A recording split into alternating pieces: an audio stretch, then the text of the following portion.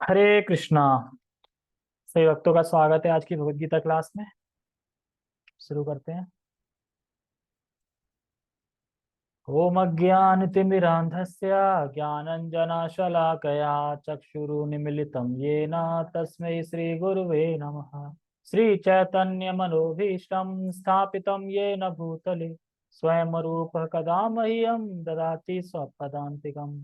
वन्देऽहं श्रीगुरो श्रीयुतापदकमलं श्रीगुरून् वैष्णवांश श्रीरूपं साग्रजातं सहगणरघुनाथान्वितं तं सजीवम् साधुवेतं सावधूतं परिजनसहितं कृष्ण चैतन्य देवं श्री राधा कृष्ण पादान सहगण ललिता श्री विशाखाद्विषां च। हे कृष्ण करुणा सिंधु दीन बंधु जगतपते गोपेश गोपिका कांता राधा कांता नमस्ते। तप्त कांचन गौरंगी राधे वृंदावनेश्वरी वृषभानुसुते देवी प्रणमामि हरिप्रिये। वाञ्छाकल्पतरुभ्यश्च कृपा सिन्धुभ्य एव च पतितानां पावनेभ्यो वैष्णवेभ्यो नमो नमः। जय श्री कृष्ण चैतन्य प्रभु नित्यानंद श्री अद्वैत गदाधर श्रीवासादि गौर भक्त वृंद। हरे कृष्णा कृष्णा कृष्णा हरे हरे हरे राम राम राम हरे हरे। रामाय रामभद्राय रामचंद्राय वेदसे रघुनाथाय नाथाय सीताय पते नमः। नमो विष्णुपादाय कृष्णपृष्ठाय भूतले श्रीमते भक्तिवेदांत स्वामिनि इति नामने। नमस्ते सारस्वते देवे गौरवाणी प्रचारिणे निर्विशेष शून्यवादी पाश्चात्य देश तारिणे। हरे कृष्णा। ठीक है, तो शुरू करते हैं। श्लोक सबको दिख ही रहा होगा। तो थीम ये चल रही थी कि जो जो अर्जुन थे, तो अर्जुन ने भगवान से क्वेश्चन किया, कैसे मैं आपका प्रतिदिन नित्य रूप से आपका चिंतन कर सकता हूँ, कैसे मैं जगत की वस्तुओं को देख के उसके द्वारा उसके माध्यम से मैं आपका चिंतन कर सकता हूँ। तो भगवान ने फिर उत्तर दिया था 10.19 में। उसमें उत्तर नहीं दिया था, उसमें ये बताया था कि मैं क्या बताऊंगा, मतलब हाँ मैं जरूर बताऊंगा जो तुम पूछ रहे हो अर्जुन, लेकिन मैं अपने प्रमुख प्रमुख प्रधान प्रधान जो मेरी विभूति हैं मैं उनके बारे में बताऊंगा, क्योंकि मेरी महिमा अनंत है, मेरी विभूतियां अनंत हैं। तो जब अनंत है तो फिर अनंत श्लोक हो जाते, इसलिए भगवान ने मुख्य मुख्य चीजें बताई। एक श्लोक में तीन चार विभूतियों के बारे में बताया है, ठीक है। तो आज के श्लोक में विभूतियों को स्टार्ट करेंगे बताना। तो सबसे पहले उनकी सबसे दिव्य विभूति, यानी दिव्य अंश, दिव्य विभूति, और सबसे बड़ी, उससे बड़ी दिव्य विभूति उनकी कोई नहीं है भगवान की, उसके बारे में वर्णन करेंगे, यानी विष्णु के बारे में, ठीक है। क्योंकि सबसे बड़ी वही ना, तो विष्णु से ओपनिंग करें। ठीक है, तो पहले हम श्लोक पढ़ते हैं। अहमात्मा गुणाकेश सर्वभूताशय स्थिता अहम मदिश्च मध्यम च भूतानाम अंत एव च। अहम अहमात्मा गुणाकेश सर्वभूताशय स्थिता अहम दिश्च मध्यम च भूतानाम अंत एव च। पहले श्लोक को शुरू करने से पहले, जैसे कि कुछ लोग बोलते हैं ना, परमात्मा परमात्मा अलग है, कृष्ण अलग है। तो भगवान ये कह रहे हैं, अहम आत्मा गुडाकेशा सर्वभूत आशय स्थिता अहम आदिश्य मध्यम चा भूतना मंत एव चा। यानी मैं ही आदि हूँ, मैं ही मध्य हूँ, और मैं ही स्थिति हूँ। और अहम आत्मा गुडाकेशा सर्वभूत, मतलब सभी के भूत, जितने भी जीव हैं सभी के हृदय हृदय में परमात्मा रूप में, परमात्मा है ना, अहमात्मा, परमात्मा के रूप में मैं विद्यमान हूं। यानी कृष्ण कह रहे हैं कि सभी जीवों के हृदय में मैं हूं, परमात्मा। तो इससे पता चलेगा ना परमात्मा कौन है, कृष्ण ही है परमात्मा। ठीक है, क्षीरोदकशाई विष्णु के रूप में, ठीक है। लेकिन कुछ लोग कहते हैं ना आज परमात्मा अलग है, परमात्मा ही सब कुछ है, लेकिन भगवान तो गीता में कह रहे परमात्मा मैं हूँ सबके हृदय में, यानी भगवान की एक फॉर्म है, वो है। तो ये उस श्लोक मतलब उस क्वेश्चन का आंसर देता। अगर कोई ये कहता ना परमात्मा अलग है कृष्ण अलग है, नहीं, कृष्ण ही परमात्मा है। ठीक है। तो इस श्लोक में एक शब्द दिख रहा होगा गुड़ाकेश। गुड़ाकेश का मतलब क्या होता है? जी भर के सोना। हाँ, नींद को जीतने वाला। कौन से विष्णु हिंदी में? क्षीरोदकशाई विष्णु।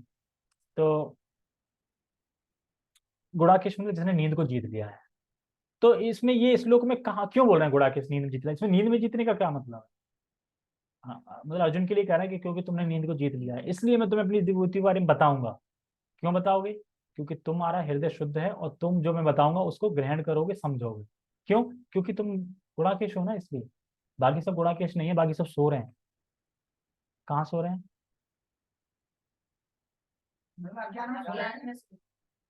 हाँ, मतलब जैसे कि अगर मान लो कहीं क्रिकेट चल रहा है, तो हम तो क्रिकेट के लिए सोए हुए ही माने जाएंगे ना। हमें मतलब ही नहीं क्रिकेट से क्या हो रहा है, कौन जीता कौन हारा, बिल्कुल मतलब नहीं है ना। तो हम सोए हुए माने जाएंगे ना, क्रिकेट चल रहा है। लेकिन जो क्रिकेट देखने में लगे उन्हें ये नहीं पता कि कथा में क्या चल रहा है, तो वो कथा के लिए सोए हुए हैं। तो इस चीज में बता रहा है कि तुमने नींद को जीत रखा है, तुम गुड़ाकेश हो, तुम जगे हुए हो। ठीक है। ये सब बताते हैं कि जब क्षीर सागर में कौन सी विष्णु है? हाँ, क्षीर सागर में तो यही विष्णु है, इनका धाम है ना क्षीर सागर में। क्षीर सागर मतलब खीर, खीर मतलब दूध का सागर, दूध का सागर। तो क्या कहने वाला था मैं? हाँ, गुड़ाकेश। तो एक बार जब कुंती थी, तो कुंती से बोला गया था कि तुम कभी भी अपने पुत्रों को अंधेरे में भोजन मत कराना। ठीक है। लेकिन यथासंभव एक दिन टाइम आ ही गया कि कुछ मतलब जो भी दिया या कुछ जल रहा था, वो भी फिर हवा हवा चली तो वो बुझ गया। लेकिन सारे पांडव खाना खाते रहे। अब उनके दिमाग में बत्ती गुल हो गई, मतलब एकदम बत्ती जली कि जब हम अंधेरे में खाना खा सकते हैं, तो यानी हम अंधेरे में प्रयास भी कर सकते हैं उसका, जो धनुष विद्या का जो करते थे ना, क्या बोलते हैं, प्रैक्टिस करते थे, वो भी कर सकते हैं। तो उन्हें रात को सोना भी बंद कर दिया उन्होंने। रात क्यों फालतू में जाए, उसमें भी करेंगे हम, क्योंकि जब खाना खा सकते हैं तो फिर वो भी कर सकते हैं इस तरीके से। और चाहते हैं एक द्रोणाचार्य के उसमें आता है ना कि द्रोणाचार्य मतलब अ, जब अपने मतलब सभी छात्रों को, जो पांडव थे और कुरु थे, सबको धनुर्विद्या सिखाते थे ना, तो वो अपने उनको ज्यादा सिखाते थे अपने पुत्र को। मतलब अपने पुत्र को एक मटका होता था, वो दे देते थे बड़े मुंह का, ताकि जल्दी भर के जल्दी आएगा तो मैं कुछ एक्स्ट्रा सिखा दूंगा, ऐसे करके। तो अर्जुन भी प्रयास करते थे, मतलब जो सिखाते थे ज्यादा एक्स्ट्रा, मतलब कि जब द्रोणाचार्य बताते थे तो एक्स्ट्रा प्रयास मतलब करते थे, रिहर्सल रिहर्सल करते थे रात को। हाँ, रात को। तो इसीलिए गुड़ाकेश बोला जा रहा है उनको, कि जिन्होंने नींद को जीत लिया है। ठीक है। अहम आत्मा गुड़ाकेशा सर्वभूता सर्वभूत आशय स्थिता। सभी भूतों का मैं आशय स्थिति हूँ। मतलब आशय मतलब ना, भाई हमारी तो एक ही आशा है, हमारा तो वो उस पे आशा है, ऐसे बोलते हैं ना आशा, तो उस आशा बोल रहे हैं, आशा स्थिता। ठीक है। ये श्लोक थोड़ा समझने वाला है, थोड़ा दिमाग लगाना पड़ेगा तो समझ में आएगा। यानी उनने, और एक वो होता है कि जो गुड़ाकेश जिसने नींद को जीत लिया है, इसमें एक अर्थ ये भी होता है कि इसने अंधकार और तम को जीत लिया। डार्कनेस बोलते हैं ना अंधकार को, रात को। मान लो मैं बोलूं कि जिसने नींद को जीत लिया है, तो नींद दिन में तो कोई सोता नहीं, रात को सोते हैं ना, यानी रात को जगता है, यानी अंधकार, रात को अंधकार होता है। तो कह रहे हैं अंधकार और तम को जीत लिया। तम मतलब अज्ञान होता है, अंधकार तमोगुण, तमोगुण। तो बता रहे हैं, तो ऐसा व्यक्ति भगवान की महिमा को समझ सकता है जो गुड़ाकेश है। ये कहना चाह रहे हैं भगवान, इसलिए भगवान अर्जुन को चुन के अर्जुन को बता रहे हैं। और कह रहे हैं सर्वभूत आशय स्थिता, मतलब आशय, आशय का मतलब होता है हृदय। कह रहे हैं ना सर्वभूत आशय स्थित। आशय मतलब क्या होता है? हृदय। तो क्या हो गया? सर्वभूत हृदय स्थित, मतलब सभी जीवों के हृदय में मैं स्थित हूँ, परमात्मा रूप। ठीक है। ये बता रहे हैं। तो ऐसा इंसान भगवान को समझ सकता है। तो सभी जीवों के हृदय में मैं हूँ, यह सर्वभूत का वो अंतर है। ठीक है। अब यहाँ पे सर्वभूत जो है, सर्वभूत आशय स्थित है, इसके तीन मतलब है, तीन अर्थ हैं इसके। सर्वभूत, ये मैं सिलेक्ट कर रहा हूँ इस वर्ड के खाली, ये दिख रहा है सिलेक्ट किया हुआ। सर्वभूत आशय स्थित, इसके तीन अर्थ हैं। क्या क्या तीन अर्थ हैं? पहला अर्थ है सभी जीवों के हृदय में परमात्मा रूप में है, यानी क्षीरोदकशाई विष्णु। ये अर्थ है इसका, सर्वभूत आशय स्थित, यानी सभी जीवों के हृदय में है। क्योंकि यहाँ पे जब भूत वर्ड लिया जा रहा है मतलब, तो भूत से जीव आते हैं ना, लेकिन ऐसा नहीं कि जीव ही आते हैं, भूत में पंचभूत भी आते हैं। तत्व, पंच तत्व नहीं है, पंच तत्व है, वो भी भूत में आते हैं ना, पंच महाभूत से शरीर बना है, यानी भूत आ गए ना। तो ऐसा नहीं है कि खाली जीवों के हृदय हृदय के ही बारे में, जीवों के बारे में भूत बोला जा रहा है, ऐसा नहीं, वहां भी बोला जा रहा है, बट इसका और भी अर्थ है। तो वो दूसरा अर्थ क्या है? एक अर्थ तो ये हो गया, सभी जीवों के हृदय में परमात्मा रूप में स्थित है। कौन है? क्षीरो दक्षाई विष्णु, यानी विष्णु की व्याख्या कर रहे हैं, मतलब अपनी विभूति विष्णु के बारे में बता रहे हैं, सबसे पहली प्रथम जो उनकी विभूति है। तो क्षीरो दक्षाई विष्णु लोग जो क्षीर सागर में रहते हैं, जहाँ पे दूध का सागर है, ऐसे ऊपर है दूध के सागर, सोने के पर्वत, चांदी के पर्वत। और कहाँ से आया सोना? किसी ने प्रकट किया यहाँ पे? नहीं बनाया किसी ने, नहीं बनाया, कहीं से तो आ रही हो ना खान। तो वही है, एक्चुअली मैन खान है कहीं पे, लेकिन वहां की प्रकृति मतलब एकदम प्रतिलिंब जो होती है ना, डुप्लीकेट, उस टाइप का यहाँ पे। लेकिन वहां का सोना देखोगे, वहां पे तो सब सोने के बनते हैं, महल वहल सब कुछ सोने का, बर्तन सोने के, सब कुछ सोने का अंदर। वहां पे लोहा वहा ना होता, लोहे वोहे नहीं चलते वहां पे। लोहे तो यानी अब तो प्लास्टिक आ गई सबसे बेकार चीज। देखो पहले सोना था, सोना से चांदी आया धीरे धीरे, चांदी के बाद फिर पीतल, पीतल के बाद फिर कांसा वांसा आया, क्या आया? कांसे का फिर स्टील, स्टील यानी लोहा स्टील, उसके बाद प्लास्टिक जो सबसे बेकार। जान किस कैसे बनती है प्लास्टिक, पता नहीं कहाँ क्या चीज उठा के ऐसा करके। तो इसलिए प्लास्टिक के बर्तन में ना तो भोग लगाना चाहिए ना खाना चाहिए, स्टील में खाना चाहिए, और नुकसान भी करती है इसलिए। ठीक है। दूसरा अर्थ बता रहे हैं कि सारे ब्रह्मांडों के अंतर्यामी कौन है? गर्भोदक्षाई विष्णु। सारे ब्रह्मांड के, पूरे ब्रह्मांड को कौन देख रहा है? पूरे ब्रह्मांड में कौन विराजमान है? एक ब्रह्मांड में कौन विराजमान है? गर्भोदक्षाई विष्णु। तो वो गर्भोदक्षाई विष्णु है। तो वे वहां पे तो ये यहाँ पे अर्थ होना चाहिए, सभी ब्रह्मांड के परमात्मा रूप में स्थित है। तो सभी ब्रह्मांड के परमात्मा कौन हो गए? गर्भोदक्षाई विष्णु। सभी जीवों के परमात्मा कौन हो गए? क्षीरोदक्षाई विष्णु। और अब एक और आएगा अर्थ, दूसरा तीसरा अर्थ है, और पूरे भौतिक सृष्टि के, जो पूरी भौतिक सृष्टि है, मान लो एक तो हो गया ब्रह्मांड, लेकिन पूरी भौतिक सृष्टि जिसने की है मतलब, ठीक है, पूरे भौतिक सृष्टि में जितने भी भौतिक तत्व हैं, उनके परमात्मा कौन है? महाविष्णु। अब समझ में आया यहाँ पे परमात्मा किन किन को बोल रहे हैं? तत्व को भी बोल रहे हैं, जीव को भी बोल रहे हैं, यानी इन सब में मैं ही हूँ, मैं ही नियमन कर रहा हूँ इन चीजों से। यानी पूरे भौतिक प्रकृति का नियम कर रहे हैं महाविष्णु से, ठीक है। और फिर ब्रह्मांड की व्यवस्था कर रहे हैं, ब्रह्मांड का नियमन कर रहे हैं किससे? गर्भोदक विष्णु से। और जीवों को कर रहे हैं क्षीरोदक्षाई विष्णु से। लेकिन सीक्वेंस में देखा जाए कि ये कैसे आए, तो हम देख सकते हैं कि जब महाविष्णु ने गर्भपात किया महतत्व पे, मतलब प्रधान पे, तो प्रधान पे जब दृष्टिपात किया तो ये सारा चलायमान हुआ, यानी उन्होंने एक्टिवेट कर दिया। लेकिन अब चक्कर ये था कि सब सब ब्राह्मण ब्रह्मांड के लिए भी तो कोई चाहिए ना नियंता। तो उन्होंने अपनी एक फॉर्म निकाली, कौन सी? गर्भोदक्षाई विष्णु। जब गर्भोदक्षाई विष्णु वहां पे आ गए, ब्रह्मांड में लेट गए, ठीक है, तो गर्भ सागर में लेट गए, तो उसके बाद फिर अब सभी जीवों को कैसे एक्टिवेट करें? जीव तो बना दिए, मतलब शरीर बना दिए, और उसमें एक्टिवेट तो चाहिए ना, चलेगा कैसे? तो फिर उन्होंने अपना एक्सपेंस फिर से किया, क्या किया? क्षीरोदक्षाई विष्णु, यानी मैन कहाँ से आया? जो महाविष्णु है, यानी जो करणोदक्षाई विष्णु है ना, वो मैन है, मतलब वहां से ऐसे ऐसे करके आए।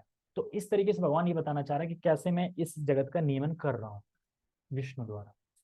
तो ये जो विष्णु तीनों हैं, मतलब एक माने जाएंगे मैन, उनसे फिर अपना अपना किया उन्होंने। जो विष्णु है वो मेरे अंश, यानी मेरी विभूति है, मेरे अंश है, और ये दिव्य हैं, यही सबसे बड़े हैं, इनसे बड़ी मेरी कोई विभूति नहीं। इस तरीके से बता रहा है। ठीक है, तो तीसरा समझ आ गया। तो क्या क्या तीन है? तो अब मुझे बताइए, सर्वभूत आशा स्थिति से तीन अर्थ बताइए, कौन बता? रेखा से पूछेंगे कहाँ, वो माइक तो है, ठीक है, बच गए। वो क्या है, वो सोच रहा हूँ वैसे भी पूछे ना तो ही सही है ना, भी कहाँ समझ में आएगा, कहाँ क्षीरो दक्षाई विष्णु कहाँ भी। कुछ कुछ तो लोग क्या कहते हैं, अच्छा विष्णु तीन होते हैं, यही नहीं पता कि विष्णु तीन है।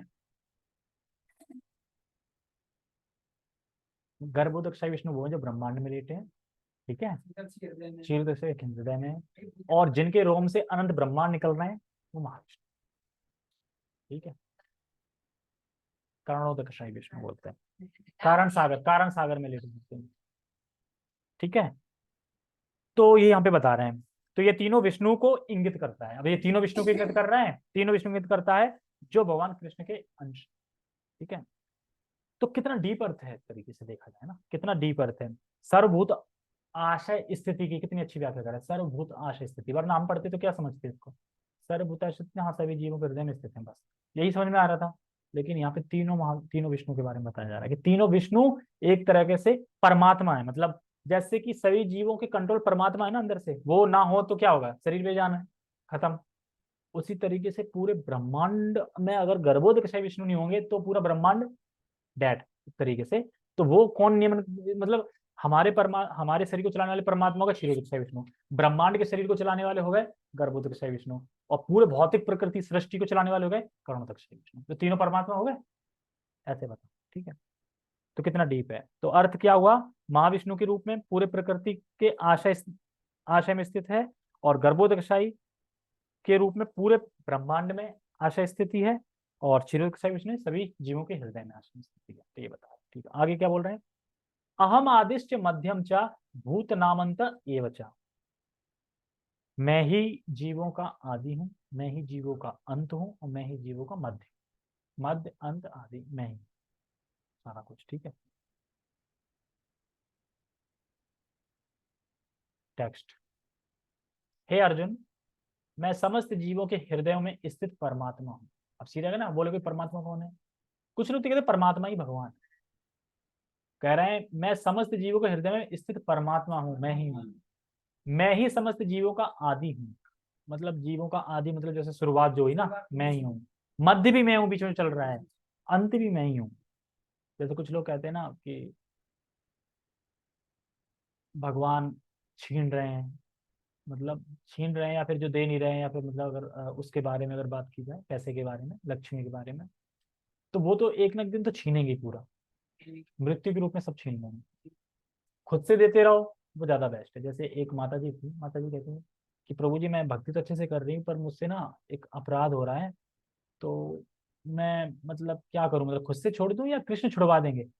तो कह रहा खुद से छोड़ दो वो सही है, कृष्ण छुड़वाएंगे ना तो हो सकता है वो अच्छा ना लगे आप। अब कृष्ण क्या पता कैसे छुड़वाएंगे, वो अपने तरीके से छुड़वाएंगे, और तुम अपने अपने हिसाब से छोड़ दो तो ज्यादा दिक्कत भी नहीं होगी, और कृष्ण तो कैसे भी छुड़वा सकते। तो इसीलिए अपने आप से छोड़ दो, आसक्तियां ये सब तो ठीक है, लेकिन कृष्ण छुड़वाएंगे तो फिर अलग तरीके से छुड़वाएंगे। ऐसा नहीं है कि ऐसे छुड़वाएंगे कि टूट जाए, बिल्कुल ऐसा भी नहीं। लेकिन वो ये कि कहने का है मतलब कि कृष्ण सब छीन ही लेते हैं, मृत्यु रूप में सब छीनेंगे ही। पहले जो नहीं दे रहा है वो सोच रहा है मैं बचा के रख लूंगा, छाती पे लेके जाऊंगा, तो छाती पे तो कुछ जाएगा नहीं। तो उस हिसाब से सब कुछ भगवान छीन ही देंगे। तो भगवान अपनी शुरू कर रहे हैं विभूतियों के बारे में विष्णु से, ठीक है, विष्णु से शुरू कर रहे हैं क्योंकि वही मैन उनकी दिव्य विभूति है। जैसे कुछ लोग होते हैं ना, जैसे मैं बता रहा ना कि मैं सभी के हृदय में स्थित परमात्मा हूँ, तो कुछ लोग जब कहते हैं ना कि मैंने अपना मतलब कॉमन सेंस लगाया और ये चीज हो गई, मतलब होते हैं ना, जैसे कि ऐसे नहीं कर पाया था पर मैंने अपना आइडिया लगाया, या फिर अलग वो लगाया, तो छठी इंद्रिय लगाई, कहने लगे, जैसे 5 इंद्रियां होती हैं, तो 5 इंद्रियां मगर मैंने छठी इंद्रिय लगाई, ये काम कर लिया। छठी इंद्रिय कौन है, वो सुपर सोल है, परमात्मा, वो बता रहे हैं ना, तब तुमने वो चीज कर पाई। तो वही है। तो जब भी हम गलत करते हैं अंदर से, तो आवाज जो आती है कि नहीं करना चाहिए, गलत है, तो वो परमात्मा की आवाज होती है, वही परमात्मा की आवाज होती है, और किसी की नहीं होती। तो वो किसको देते हैं आवाज, उसको देते हैं कि जो थोड़ा भक्ति में आया है उसको, क्योंकि उसके लिए फिर वो एक परमात्मा हो जाते हैं। बाकी सबके लिए तो परमात्मा अनुदृष्टा अनुमंता, तुम जो करना है करो, वो बस देख रहे हैं। किसी का मर्डर करने जा रहे हो, मर्डर करने जा रहे हो, तो तुम्हें लाके बंदूक दे देंगे, मालूम मार। हाँ ये करना नहीं चाहिए, बाद में होता है ना, ये गलती गलती कर दी, या फिर बाद में आता है ना कि गलत किया। ये सब परमात्मा की बात होती है। हम्म। तो उन्हीं को गाइड करते हैं भगवान, जो भगवान को मानते हैं, भगवान के भजन करते हैं। तो मैं ही समस्त जीवों का आदि हूँ, अंत हूँ। तो भला फिर परमात्मा के रूप में हमारे हृदय में कौन है, वो कृष्ण ही है, ये बताया जा रहा है इस श्लोक में, ठीक है। आगे पर इसमें श्लोक भी कोट करें कि किस तरीके से तीनों विष्णु का, ठीक है। तो आगे हम तात्पर्य देखो, यहाँ समझना होगा, जो भगवान की विभूति है, तो विभूति को भगवान यहाँ बता रहे हैं, तो समझना क्या होगा, मतलब अपनी विभूतियों के बारे में भगवान बताएंगे आगे तक, तो हमें उससे क्या समझना है, हमें उससे ये समझना है कि किस प्रकार भगवान इस जगत का नियमन कर, हमें ये समझना है ना। अपनी विभूतियों के बारे में बता रहे हैं, अभी आगे बताएंगे ना, ये मैं हूँ, इसमें मैं हूँ, तो हमें ये नहीं समझना कि वो भगवान ही है। अब पता चले कि भगवान ने बता दिया मैं उसमें सबसे जो जंगल का राजा कौन है, कौन स्ट्रांग है, शेर रहता है, शेर चीता, तो शेर मैं हूँ, तो चल अब शेर की आरती करने पहुंच गया, शेर भगवान बोले शेर मैं हूँ, वहां बोले इंद्र मैं हूँ, अच्छा तो अब इंद्र की पूजा करने लगे, नहीं। मतलब किस तरह से इन चीजों से जगत का नियमन कर रहा है, विभूति का मतलब हमें ये समझना है, ठीक है। और सबसे पहले बड़े नियामक कौन है? विष्णु है। विष्णु से ज्यादा बड़ा नियामक कौन हो सकता है? क्योंकि वही, उनसे ही ब्रह्मांड प्रकट हो रहे हैं, वही ब्रह्मांड के अंदर है और वही फिर जीवों के अंदर है। तो सबसे ज्यादा जगत को कंट्रोल कौन कर रहा है? यही कर रहे हैं। मतलब स्थिति, प्रलय और सृष्टि। सृष्टि करी ना, जब दृष्टिपात किया, स्थिति वही कर रहे हैं और प्रलय भी कर रहे हैं, वही तीनों से ही हो रहा है। क्योंकि अगर हम ऐसे देखे जाए कि महाविष्णु से आए गर्भोदकशाही विष्णु, गर्भोदकशाही विष्णु से आए क्षीरोदकशाही विष्णु, लेकिन गर्भोदकशाही विष्णु से तब ब्रह्मा आए, वो तो एक अलग वो हो गया पार्ट, ठीक है। लेकिन ये आए क्योंकि जरूरत पड़ रही थी ना, क्योंकि कैसे इसको करेंगे, तो मैन यही माने जाएंगे महाविष्णु। तो इस जगत की स्थिति, सृष्टि, प्रलय कर रहे हैं। तो पहली चीज भगवान ने यह यहाँ रख दी है, मतलब यही सबसे पहले यही अपनी बुद्धि रख दी है, सबसे जो दिव्य होती है। उसके बाद फिर बताएंगे जो छोटी मोटी रहती है ना, जो बताएंगे फिर। तो इसमें सबसे बड़े श्रेष्ठ, इससे बड़ा श्रेष्ठ नहीं, भगवान कह रहे हैं इससे बड़ी श्रेष्ठ मेरी कोई दिव्य विभूति नहीं है। यही है तात्पर्य। इस श्लोक में अर्जुन को गुणाकेश कहकर संबोधित किया गया है, जिसका अर्थ है निद्रा रूपी अंधकार को जीतने वाला। ठीक है। जो लोग अज्ञान रूपी अंधकार में सोए हुए हैं, उनके लिए यह समझ पाना संभव नहीं है कि भगवान किन किन विधियों से इस लोक में तथा वैकुंठ लोक में प्रकट होते। जो सोया हुआ है, अब एक बात बताओ, किसी सोए को कोई कुछ बता सकता है? सो ही रहा है जो, तो जो जगह को ही तो बताया जाएगा ना। अर्जुन जगा हुआ है तो इसलिए भगवान बता रहे हैं। अब अर्जुन जगह कोई सोया हो ऐसा करके, तो उसे कौन बताए? यहाँ सोना कौन सा सोना है? वो सोना नहीं है, कैसे सो गए? सोने मतलब ये है कि उसे कोई मतलब ही नहीं है, कि उसे ये नहीं पता कि भगवान अनंत हैं, श्री कृष्ण भगवान हैं, भगवान की इतनी अच्छे अच्छे गुण हैं, लीला है, उसे कोई मतलब ही नहीं, जानता ही नहीं। वो जानता ही नहीं कि वृंदावन नाम के भी कोई स्थान है, कुछ पता ही नहीं उसको। तो यानी वो सोया हुआ है। और भक्त जो मटेरियल चीज में जो भौतिक लोग लगे हैं, भोगी लगे हैं, उसमें भक्त को कोई मतलब नहीं है, यानी भक्त उनके लिए सोया है। तो यानी जो भोगी व्यक्ति का जो दिन है, वो भक्त के लिए रात है, और जो भक्त के लिए दिन है, वो भोगी व्यक्ति के लिए रात है। क्यों रात का एग्जाम्पल क्यों दे रहे हैं? इसलिए दे रहे हैं, मान लो जैसे कि हर हर किसी के जीवन में समस्या रहती है, समस्या रहती है। जैसे मान लो, अरे ये हो गया, वो हो गया, कोरोना आ गया, बीमारियां लोग पी रही हैं, ये वो दुनिया भर की चीजें होती है ना, समस्या। लेकिन जब तुम 7 घंटे सो जाते हो, तब समस्या के बारे में सोचते हो? वो समस्या कहाँ चली जाती है? 7 घंटे के लिए समस्या याद रहती है या पता चलता है? सोए हो ना बिल्कुल उस समस्या के लिए, जग के याद आती ना। तो उसी तरीके जो भोगी लोग हैं वो सोए हुए हैं, उन्हें पता ही नहीं भक्ति के बारे में बिल्कुल भी, क्या करना है क्या नहीं करना है, इस तरीके से सोए हैं। तो जो लोग सोए हुए हैं, क्या उन्हें मालूम रहता है कि बाहर क्या हो रहा है? मान लो कोई सो गया, अब उसे ये नहीं पता ना कि गली में क्या हो रहा है, नहीं पता, क्योंकि सोया हुआ है। तो इसी तरीके से जो भोगी व्यक्ति हैं, उन्हें भक्ति के बारे में नहीं पता कि क्या हो रहा है। विचार किया जाए कि व्यक्ति किस किस समस्या में बहुत चिंतित रहे, चिंतित रहता है, मतलब काफी सारी समस्या होती है, घर की समस्या होती है, बीमारी की होती है, इधर की उधर की होती है, और फिर हम उसे 6-7 घंटे सोचते ही नहीं उस समस्या के बारे में, भूल जाते हैं उसको एक तरीके से जब सोते हैं। तो वही चीज बता रहा है। तो जो लोग, जो सोया हुआ है, तो क्या उसे पता चलेगा कि कितनी महत्वपूर्ण बात चल रही है? अब मान लो कोई सोया है, वहां पे सो रहा है अंदर, अब कथा यहाँ चल रही है, तो उसे पता चला क्या बात हो रही है? नहीं पता चला ना। ऐसे ही भोगी व्यक्ति के यहाँ पे कंपेयर किया गया है। तो गीता भगवान कहते भी हैं, गीता में ये श्लोक नीचे निकला था पीछे, कि जो संयम योगी पुरुष है, जो उसके लिए जो निद्रा है, वह भोगी के लिए दिन है। जो संत पुरुष है, उसके लिए जो निद्रा है, वो भोगी के लिए दिन है। और जो भोगी के लिए दिन है, वो उसके लिए निद्रा है। उल्टा, ठीक है, उल्टा है, ये बड़ा समझना हुआ है। तो जब हरि कथा हो रही होती है, तो भक्त, जैसे एग्जाम्पल समझो, जब हरि कथा होती है तो भक्त बड़ा उत्साहित हो जाते हैं, वो कथा होगी, चलो सुनेंगे सुनेंगे, यानी जगे हुए हैं वो। और जो भोगी व्यक्ति होते हैं, उनको पता ही नहीं चल रहा कि ये क्या चल रहा है, क्या चल रहा है क्या नहीं चल रहा है। तो अर्जुन एक जागे हुए व्यक्ति है, मतलब है ना, गुणाकेश। तो जागे हुए व्यक्ति हैं, तो एक जागे हुए इंसान को ही भगवान विभूति बता सकते हैं। क्यों? क्योंकि वो समझ सकता है, सुन सकता है, इसलिए। ठीक है। अतः कृष्ण द्वारा अर्जुन के लिए इस प्रकार का संबोधन महत्वपूर्ण है। मतलब अगर कृष्ण गुणाकेश शब्द से संबोधित कर रहे हैं अर्जुन को, तो ये सही है। क्यों? क्योंकि गुणाकेश हैं, सुनते हैं, जागे हुए हैं। चूंकि अर्जुन ऐसे अंधकार से ऊपर है, अतः भगवान उससे विविध ऐश्वर्यों को बताने के लिए तैयार हो जाते हैं। तो भगवान किन किन लोगों को अपने ऐश्वर्य बताते हैं? जो गुणाकेश, जो जगा हुआ है। लेकिन हम सब तो सोते हैं, रात को कैसे बताएंगे भगवान? जो इस चीज में जगा है। कैसे? जैसे मटेरियल चीज से कोई मतलब नहीं, क्या हो रहा है, अब बताओ, शेयर मार्केट कितने ऊपर जा नीचे जा रही, मतलब है? मतलब सोए ना उसकी, मतलब सोए हैं, वो पता ही नहीं है, इस तरीके वही बता रहे हैं।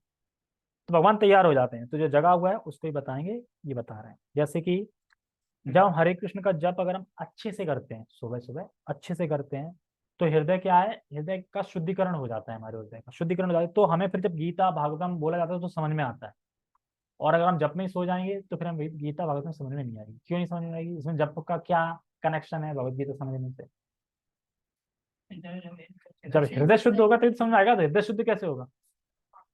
हृदय शुद्ध होता है चैंटिंग करने से। सबसे पहले चैंटिंग ही तो स्टार्ट करते हैं, श्रवण और चैंटिंग ही चलती है, और चैंटिंग से हृदय शुद्ध होता रहता है, तो श्रवण समझ में आने लगता है।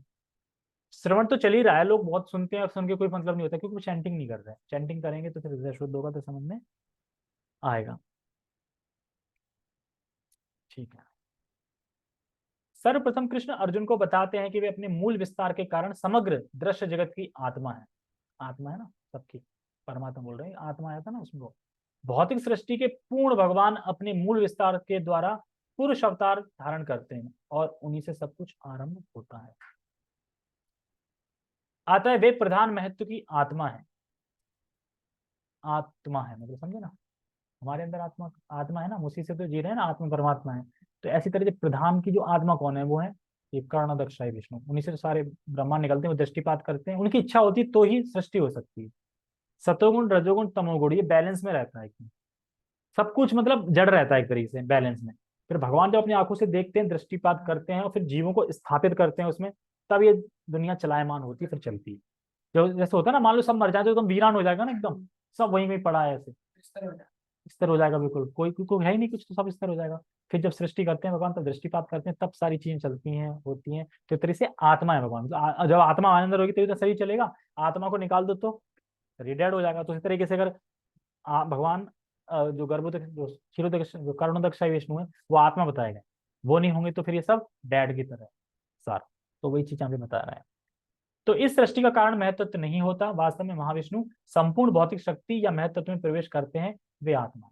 ऐसा नहीं है, इतनी ऐसा नहीं कि महत्व तो अपने आप ही दृष्टिपात कर ले, जब भगवान की इच्छा होती तब होता है, क्योंकि प्रधान तो हमेशा रहता है। महत्व का मतलब है कि कर्णोदक्षाई विष्णु ने दृष्टिपात किया प्रधान पे, फिर जीवों को स्थापित किया, इस प्रोसेस को महत्व बोल। ठीक है। तो प्रधान, और इसमें आगे बता रहे हैं, जब महाविष्णु इन प्रकृति भूत ब्रह्मांडों में प्रवेश करते हैं तो वे प्रत्येक में जीव में पुनः परमात्मा रूप में प्रकट होते हैं। तो ये बता रहे हैं क्षीरोदक विष्णु के लिए। हमें ज्ञात है कि जीव का शरीर आत्मा के स्फुलिंग की उपस्थिति के कारण विद्यमान रहता है। ये तो हमें पता है ना कि आत्मा है हमारे शरीर में, तो जीव चल रहा है। आत्मा नहीं होगी तो मर जाए। जैसे कि आज मैं भागवतम सुन रहा था, उसमें बता रहे थे कि जब विदुर अ, धृतराष्ट्र को शिक्षा देते हैं कि तुम क्यों पड़े हो यहाँ पे, बूढ़े हो गए तो छोड़ो, अब तो चलो। तो फिर वो हाँ, हाँ लाते खा रहे एक तरीके से। उसने मान लो कि किसी ने किसी के 100 पुत्र मारे हो, और वो इंसान उसके घर में ही खाना खा लेगा। और कोई धृतराष्ट्र पड़े हैं फिर भी वो अभी समझ रहे हैं मैं राजा हूँ, मतलब अभी भी। फिर वो ज्ञान देते हैं, फिर वो चले जाते हैं। तो जाने के बाद फिर कितनी अच्छी बात बोलते हैं वो, जब वो नारद जी आते हैं तो आप मुझे बताइए मेरे कहाँ ताऊ चले गए मतलब। तो कह रहे हैं कि आप क्यों शोक कर रहे हैं, मान लो कि चले गए, मर गए, कुछ भी हो गया, क्यों शोक कर रहे हो? क्या कोई मरता है? नहीं, तो फिर शोक क्यों कर रहे हो? चलो मान लो मरता भी है तो क्यों शोक कर रहे हो? मरेगा ही तो फिर शोक क्यों कर रहे हो? दोनों चीजें ना। मान लो कोई नहीं मरता तो शोक की बात है ही नहीं कि मरेगा ही नहीं वो। और मान लो अगर यदि ये भी मान लो कि हाँ मरता है, तो फिर शोक क्यों कर रहे हो? जैसे एग्जाम्पल अच्छे देते हैं, मान लो मैंने किसी को बोला गधे, अगर वो गधा है तो बुरा क्यों माने, वो गधा है ना। और मान लो गधा नहीं है तो बुरा नहीं माने, क्यों गधा है वो, नहीं तो बुरा क्यों मान रहे हैं, मैं तो गधा बोल रहा हूँ। तो इस तरीके से समझ लेना चाहिए कि अगर मृत्यु हो रही है तो भी शोक करने का कारण नहीं है, मृत्यु नहीं हो रही तो भी शोक करने का कारण नहीं। फिर वो कहते हैं अरे होंगे कैसे, पालन मतलब खा रहे पी रहे होंगे नहीं। तो कह रहे हैं कि आप कारण तो भगवान है ना, तो बताते ना भगवान सभी जीवों को देते हैं, सभी देते हैं। तो इस तरीके से क्या कर रहे थे वहां पे। ठीक है, हम आगे पढ़ते हैं। ये प्रोसेस पता चल गया कि किस तरीके से सृष्टि करते हैं करुण विष्णु। प्रधान पहले से ही होता है, प्रधान मतलब होता है, और महत्व से मतलब भगवान दृष्टिपात करते हैं, जीव को स्थापित करते हैं, फिर सारे जो प्रकृति गुण है वो डिसबैलेंस होते हैं, और फिर ये सृष्टि आरंभ होती चलती चलायमान होती है। ठीक है, वहां पे थे हाँ। हमें ज्ञात है कि जीव का शरीर आत्मा के स्फुलिंग की उपस्थिति के कारण विद्यमान रहता है, पढ़ लिया। बिना आध्यात्मिक स्फुलिंग के शरीर विकसित नहीं हो सकता। उसी प्रकार भौतिक जगत का तब तक विकास नहीं होता जब तक परमात्मा कृष्ण का प्रवेश नहीं होता। तो जब कृष्ण सब में प्रवेश करते हैं तब से सब चीजें में प्रवेश कर रहे हैं, तभी तो सब चल रहा है ना, वरना कैसे चलता। जैसा कि सुबुल उपनिषद में कहा गया है, प्रकृत्यादि सर्वभूत अंतर्यामी च नारायण, मतलब परमात्मा रूप में भगवान समस्त प्रकृतिभूत ब्रह्मांडों में विद्यमान है। मतलब कोट भी कर रहे हैं, शरीर में तो है ही, ब्रह्मांड में भी परमात्मा रूप में, आत्मा रूप में मतलब उपस्थित है, तभी तो ब्रह्मांड चल रहा है। तो श्रीमद् भागवतम में 3 पुरुष अवतारों का वर्णन हुआ है, पता है ना कौन है 3 पुरुष? हाँ, सात्विक तंत्र में भी इनका वर्णन मिलता है। विष्णुस्तु त्रीणी रूपाणी पुरुषाख्यांतो विदु, यानी विष्णु तीन रूपाणी, मतलब विष्णु जो है वो 3 रूपों में है। 3 मतलब रूपाणी तो 3 पुरुष रूप हैं। विदु आगे भी श्लोक है उसमें दिया है। भगवान इस श्लोक में अपने तीनों स्वरूपों को प्रकट करते हैं। कौन कौन से? कारणोदकशाई विष्णु, गर्भोदकशाई विष्णु और क्षीरोदकशाई विष्णु। ब्रह्म संहिता में भी कहते हैं, ब्रह्मा क्या कहते हैं, ब्रह्म संहिता में भगवान कहते हैं, वो कहते हैं कर्णोदकशाई विष्णु का वर्णन मिलता है किसमें? ब्रह्म संहिता में। यह कर्णाड़ व भजती स्म योग निद्राम, यानी सर्व कारण कारण भगवान कृष्ण महाविष्णु के रूप में कर्णावर्ण में शयन करते हैं। तो भगवान कृष्ण ही है जो महाविष्णु के रूप में कर्णावर्ण में शयन करते हैं। अतः भगवान ही इस ब्रह्मांड के आदि कारण पालक तथा समस्त शक्ति के अवसान है। मतलब कारण भी वही है, आदि भी वही है, अंत भी वही है, मध्य भी वही है, मतलब स्थिति सृष्टि आदि, मतलब सब कुछ वही है। शुरुआत भी वहीं से है, मध्य भी वही है और वो भी वही है। तो मैं षष्ठी ज्ञान प्रधान महाविष्णु इच्छा करी तो बता दिया, ठीक है। तो इस प्रकार से जीव इस शरीर को धारण कर रहा है, इसलिए पूरा ब्रह्मांड जिस प्रकार से शरीर आत्मा को धारण कर रहा है, मतलब तो चल रहा है, उसी प्रकार से पूरा ब्रह्मांड जब गर्भोदकशाई विष्णु में प्रवेश करते हैं तब वह संचालित होता है। और मतलब पूरे ब्रह्मांड में जब गर्भोदकशाई विष्णु प्रवेश करते हैं तब ये सारा ब्रह्मांड संचालित होता है, मतलब चलता है। और फिर कण कण में कौन व्याप्त हो जाता है? कण कण में फिर क्षीरोदकशाई विष्णु व्याप्त हो जाते हैं, ऐसा करके तो फिर सब चीज चलने लगती है। ठीक है।